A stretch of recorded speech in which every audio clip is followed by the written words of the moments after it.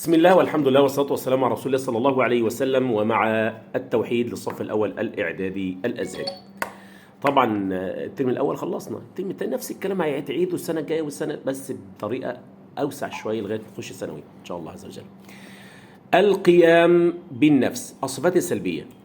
القيام بالنفس يا باشا عدم احتياجه تعالى إلى موجد يوجده، يعني الله موجود بذاته سبحانه وتعالى، لا يستلزم وجود الله أن يكون أحدا قد أوجد الله، لأن هذا مخالف للوحدانية. ما ينفعش إله، يعني إله جابوا حد يبقى أولى بالألوهية اللي جابه، واللي جابه هيبقى جابوا حد يبقى أولى بالألوهية، وهكذا يبقى مش هنخلص. تمام؟ يبقى لابد أن يكون من عظم الله عز وجل وحدانيته سبحانه وتعالى، وأنه غني عن كل شيء سواه، بل كل ما سواه مفتقر إلى الله، بل كل ما سوى الله مفتقر إليه، لأنه إله سبحانه وتعالى. لأن أنا لابد أكون في حاجة دايما لربي، لكن لو أنا اعتقدت إن ربي محتاج يبقى مش رب، مش إله، خليها إله، لأن الرب ممكن لفظ إيه واسع شوية، لكن إله لا ينطبق إلا على الله الخالق سبحانه وتعالى. أما الرب لغويا تنطبق على حاجات كتير، رب العمل، رب البيت، رب مش عارف إيه. خلاص يا عم النجم. صفة القيام بالنفس واجبة لله تعالى، يعني واجبة لله تعالى أن يقوم بذاته سبحانه وتعالى، لا يحتاج إلى موجد له. هل فهم ما اللي بقوله ده؟ بجد والله يا راجل. طيب، الدليل العقلي، أكيد الدليل العقلي يعني أنت المفهوم، إحنا بشر لنا عقل، ماشي؟ يعني يقول لك العقول اللي تفكر، العقول اللي تفكر أن الله تعالى لو كان محتاجا لموجد يوجده لكان فقيرا وناقصا، وتعالى الله تبارك وتعالى عن هذه الايه، عن هذا النقص. يبقى ما يحتاج، يبقى اله ازاي؟ فلو كان فقيرا ناقصا لم يكن الها. زي مثلا اعتقاد الناس الغير مسلمين، يقول لك ده فلان ده ابن الله، ازاي يعني؟ طب هو اكل، وربنا يقول ايه؟ كان ياكلان الطعام، على سيدنا عيسى وسيدنا مريم، كان ياكلان الطعام. هياكل الطعام عايز ينام، عايز يشرب، عايز يخش حمام، طب ده اله؟ هل هذه صفات؟ يقول لك ناسوت ولاسوت وكلام ولاهوت ومش عارف ايه. ماشي يا باشا. الدليل النقلي بقى قوله تعالى: يا ايها الناس انتم الفقراء الى الله والله الغني الايه؟ الحميد. يبقى الله هو الغني الايه؟ الحميد سبحانه وتعالى، لا يحتاج لاحد سبحانه وتعالى، فان الله غني عن العالمين. ربنا مش محتاج مننا حاجه. ما يفعل الله بعذابكم ان شكرتم وامنتم كلا شاكرا عليم. ربنا ايه اللي ربنا سبحانه وتعالى هيحتاجه لو عذب حد؟ ما تكون انت كويس واعبد ربنا كويس وطيع ربنا وخليك انسان كويس. فهمت المعنى؟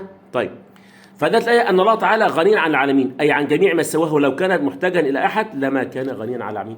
لو كان محتاج لحد يبقى غني. الغني ده اللي مش محتاج حد. طب بالك بقى الغنى ده لو يتصف بالله، ليس بمفهوم الغنى اللي احنا عارفينه، اللي معاه فلوس ومبسوط ومعاه عربيات ومعاه بيوت، لا، لكن ممكن يحتاج لازم يحتاج حد يعمل له حاجه، يسوي له حاجه، البشر. لكن الله لا يحتاج الى احد سبحانه وتعالى، لانه هو الذي اوجد كل الموجودات الموجوده في الدنيا كلها. الله سبحانه وتعالى الخالق الرازق المحيي المميت. فهمني؟ طيب، ضد القيام بالنفس، ما حكم اتصاف الله تعالى بالضد؟ لا يجوز ان يتصف الله بالضد. ليه؟ ضد القيام بالنفس الاحتياج الى الغير. طب لو ربنا احتاج للغير يبقى اله؟ إله إزاي؟ زي سيدنا عيسى عليه السلام في اعتقاد الناس اللي مش مسلمين. احنا عندنا عيسى ده عبد الله ورسوله، لكن يتعذب ويتصلب وبتاع وآلام المسيح والدم مش عارف ايه. يا سلام يا سلام، ده إله يا عم الحاج زي ما انتوا بتعتقدوا. طب ما ينقذ نفسه، مش ينقذ نفسه، يموت كل الناس دي.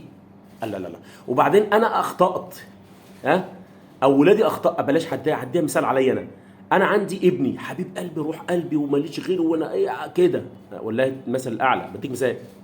وبعدين الخدامين عندي والحاشيه بتوعي والناس تبعي غلطوا وبيخطئوا. خلاص يا اخوانا، مغفره لذنوبكم وتغفيرا عن اخطائكم، انا هفديكم بابني. يا سلام. طب ما ربنا كن فيكون، غفرت الذنوب خلصت، اقتل ابني الوحيد عشان اكفر الذنوب. ما يولعوا بجاز، اكفر الذنوب ايه يعني؟ انا بديك مثال تقريبي، والله المثل الاعلى، بس بديك مثال عقلي. انا لي ابن وحيد وحبيب قلبي ومفيش غيره، استغفر الله العظيم، رب ليس له احد، لا ولد ولا يلد ولا لم يلد ولم يولد، ولكن بديك مثال تصويري عشان تفهم. فابني ده اللي انا جبته ده وحيد وابن حبيب قلبي بقى، ها ده اله صغنطوط حلو جميل جدا، ها الاله الصغنطوط ده هعمل له ايه عشان ابدي الرعيه بقى بتاعتي والاولادي وبتاع والناس الموجودين اللي هم عبيدي؟ هعمل ايه؟ حب ابني او هقتل ابني او هسيبه يتصلب ويتعذب والام المسيح؟ ايه التصور ده؟ ايه بجد حقيقي يعني ايه التصور ده؟ هو ربنا مش طب عيسى عليه السلام نفسه اللي هو اليسوع عندهم اللي هو الاله بتاعهم، عيسى ده وهو بيتعذب مش قادر كاله ينتقم من عبيده؟ مش هو اله؟ طب ما ينتقم مع عبيده ليه يتعذب؟ في اله يقول يعذبه عبده؟ يعني عبيد يعذبوا الاله؟ إيه يا جدعان؟ سيدنا يعقوب يتخانق مع ربنا فعقد انا درست كده في الماجستير. فهموني يا اخوانا ازاي يعني؟ وسيبني عشان لا ده بيقولوا سيبنا ربنا ولا بيقولوا سيبني؟ اسيب؟ مش هسيب. زي ما واحد سمعتها على النت، واحد مش هسيب، انا ما صدقت لقيت. هو مين اللي لقيته؟ هو انت بتقول ايه؟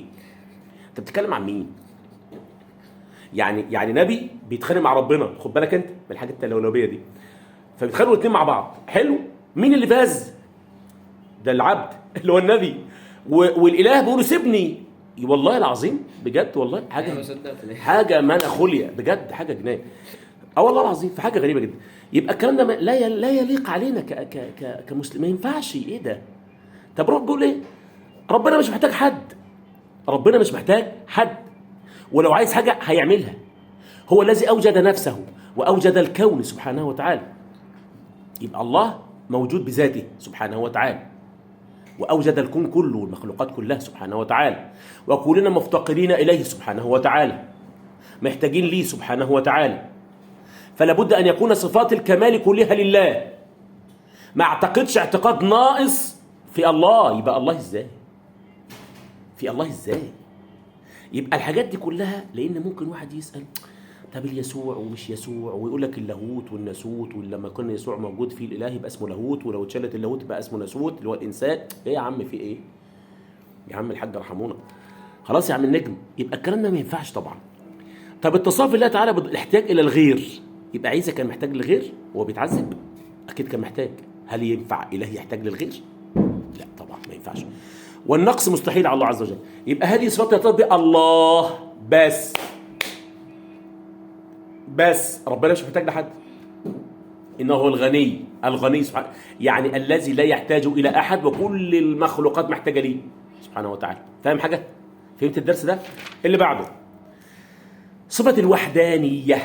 الله احد، يبقى قل هو الله احد، ملوش حد، ولا ابن ولا اب ولا بنت ولا زوجه ولا بتاع ولا كلام من. الله الصمد، اي واحد سبحانه وتعالى ملوش شبيه ولا مثيل ولا فيه زيه ابدا. خلاص؟ يبقى اذا اهو تعالى كده. الالوهيه بقى الوحدانيه هو عدم التعدد في ذاته من صفاته وافعاله، فليس هناك احد يشارك الله في الالوهيه، لا عيسى ولا غير عيسى ولا اي كائن، ما فيش خالص، ولا عجل في الهند، ولا فار في الهند. فار يا عم الحاج، طب يعني اختار فار، ده اعفن فار، هتعبد فار؟ يقول لك معبد الفار ايه، وبعدين بقى فلان طلع عليه كده الاله الاعظم فوق دماغه. ايه يا عم القرف ده؟ ايه القرف ده؟ سبحان الله. خلاص؟ فليس هناك احد يشارك الله في الالوهيه. الله تبارك وتعالى اله واحد لا شريك له سبحانه وتعالى، وحده المستحق للعباده، المستحق هو الله وحده. صفه الوحدانيه واجبه لله تعالى. يبقى واجبه ايه؟ مش وجبت الصفه الوحدانيه لله. دليل بقى نظام العالم محكم وسنته الكونيه الجاريه وما فيها من ترتيب دقيق لا تصدر الا عن اله واحد. انا راجل دلوقتي هديك مثال، والله مثل الاعلى، تعالى الله عن ذلك علوا كبيرا سبحانه وتعالى. انا في الهين، لا انا هحب مروان، ومروان ده حبيب قلبي، اللي يعمله انا بحبه. لا بقى انا ما بحبوش بقى، ده انا هوديه في 60 بتاع. ليه ما بحبوش؟ هيختلفوا. انا عايز الليل يجي مش عارف ايه، لا انا عايز النهار يبقى اطول شويه، الليل اقل، لا الليل اقل، لا الشمس تطلع من الشرق هتطلع من الغرب. هنختلف اذا كنا احنا في بيوتنا واولادنا بنختلف. فاذا لا يمكن يكون في اله. يبقى لو في اله مش هينفع. قل والله احد، لو كان فيهما الهات الا الله هتخرب لفسادتها. وما كان معه من اله اذا لذهب كل بما خلق. انا بقى هاخد حبايب قلب دول هدخلهم الجنه، واللي يعمله انا الههم. قلت لك لا بقى، ده انا اللي هدخلهم الجنه، عبيد انا. لا الجنه لاولاد انا، لا اللي تبع انا. ايه هو؟ احنا مش قاعدين في شركه. يبقى لابد ان يكون متحكم واحد في الكون سبحانه وتعالى. ده شيء تسليم عقلي، صح؟ ده حاجه بالعقل يعني. طيب يا سيدي، ضد الوحدانية يبقى حكم الضد، يبقى التعدد في الذات والصفات والافعال هو مستحيل على الله عز وجل، ما ينفعش في حق ربنا ان احنا نقول كده. خلاص، يبقى التعدد اي سبحانه وتعالى واحد في ذاته فلا نظير له. عدم التعدد في الصفات انه سبحانه وتعالى له قدره واحده وعلم واحد وهكذا، لان الصفات كامله لا تحتاج لصفه اخرى تكملها. طب حلو قوي. عدم التعدد في افعاله اي ان الله تعالى واحد في افعاله فلا فاعل على الحقيقه الا الله، ولا يشارك الله عز وجل احد في افعاله سبحانه وتعالى، ليس كمثله شيء وهو السميع الايه؟ البصير. ماشي يا جميل. صفات المعاني على السخان بقى، المعاني حته كتكوته صغنطوطه. يلا صفات المعاني. القدره، طب ما احنا اثبتنا لله الوحدانيه، اثبتنا لله الوجود في الاول والوحدانيه، يبقى قادر، ما هو سبحانه وتعالى قادر لانه موجد. واحد لابد ان يوجد شيء يبقى قادر. انا شركه صنعت موبايل يبقى الشركه تقدر. لو هي لا تملك القدره اذا مش هتعرف تعمل حاجه. اذا لم تكن موجوده هتعمل الحاجه هي مش موجوده اصلا. يعني شركه نوكيا او شركه اوبو او شركه لو مش موجوده اوبو اصلا هتعمل ازاي موبايل اوبو؟ هتيجي ازاي؟ يبقى لابد وجود الشركه الاول وبعدين تقدر تعمل موبايل. امكاناتها تقدر. يبقى لابد. اذا اثبتنا الايه؟ الوجود، صح؟ وبعدين اثبتنا القدره، واثبتنا انها شركه متفرده في صناعه هذا المكان الجهاز. فهمت يا استاذ مروان افندي؟ طيب يبقى القدره بقى يا باشا صفه وجوديه قديمه قيمه بذاته تعالى، يوجد بها الممكنات ويعدمها على وفق علمه تعالى وارادته. اللي عايز يوجده يوجده الله، اللي عايز ينهيه سبحانه وتعالى. هو القادر، هو المتصرف سبحانه وتعالى. يبقى صفه القدره واجبه لله ايه؟ تعالى. الدليل انه قد ثبت من الادله القطعيه ان الله هو الخالق لجميع الكائنات في السماوات والارض وما فيهن، والخالق لهذه الكائنات لابد ان يكون قادر. مش هو اللي خلقهم، يبقى قادر على انه ايه؟ يتصرف في كل حاجه. لان العاجز لا يوجد شيئا. واحد عاجز يقدر يعمل حاجه؟ واحد كفيف شايف بعد النيل، شايف ايه ده كفيف؟ واحد مكسح تيجي نسابق بعض نجري؟ ما هو مش عاجز، لا يستطيع. فانت اثبتت القدره لله، يبقى اذا ما كل ما هو موجود الذي اوجده هو مين؟ الله سبحانه وتعالى. إن الله على كل شيء قدير وكان الله على كل شيء مقتدرا. حكم الضد بقى يستحيل على الله عز وجل، يبقى نثبت لله الصفة وعلى العكس يستحيل. ماشي يا أستاذنا؟ طيب العجز اتصاف لا طلب الضد، العجز مستحيل على الله تبارك وتعالى. يبقى نحفظ إثباتها بالوجوب ونفيها بالمستحيل، ما ينفعش، لا يليق في ذات الله عز وجل احنا ننفي صفاته دي. خلاص يا أستاذنا الجميل. الواجبات هشوف حضرتك الحصة الجاية، هنقف على الإرادة صفة المعاني. خلاص؟ ماشي يا عم النجم. سبحانك اللهم وبحمدك، استغفر الله.